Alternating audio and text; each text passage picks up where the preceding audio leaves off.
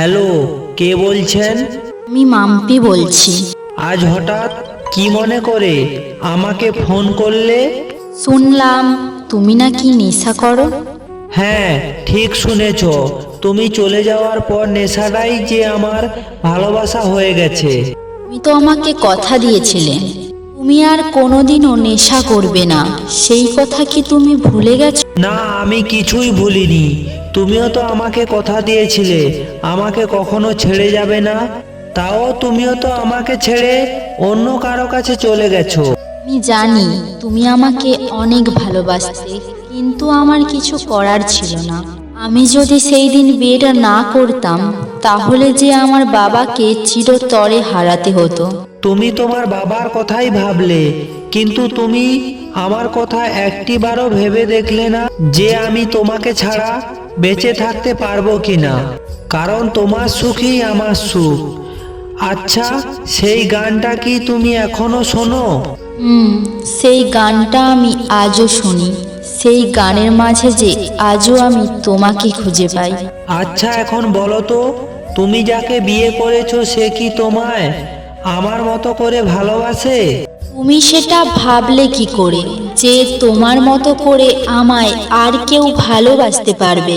আমি তোমাকে যখন এতই ভালোবাসতাম তুমি সেটা জানতে, তাহলে তুমি একটিবারও ভেবে দেখলে না যে আমার তোমাকে ছাড়া থাকতে কতটা কষ্ট হয়?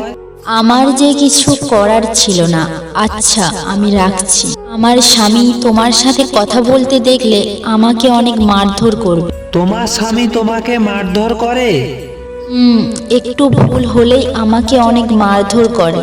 আচ্ছা, একটা কথা বলবো? বলো। আমি যদি তোমার কাছে আবার ফিরে আসি, তুমি আমাকে গ্রহণ করবে? হ্যাঁ, অবশ্যই। কারণ তোমাকে আমি কখনো ভুলতে পারবো না। তাই তুমি যখনই আমার কাছে আসতে চাইবে আমি তখনই তোমাকে গ্রহণ করে নেব। তুমি সত্যিই অনেক ভালো। আসলে এই পৃথিবীতে যে যাকে মন থেকে ভালোবাসে সে তাকে পায় না। তোমাকে যদি আমি সারা জীবনের মতো আপন করে পেতাম, তাহলে আমি অনেক সুখী হতাম।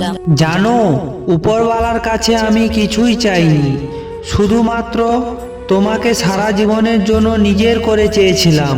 কিন্তু ভাগ্যের কি নির্মম পরিহাস, আমি তোমাকে সারা জীবনের জন্য আপন করে পেলাম না।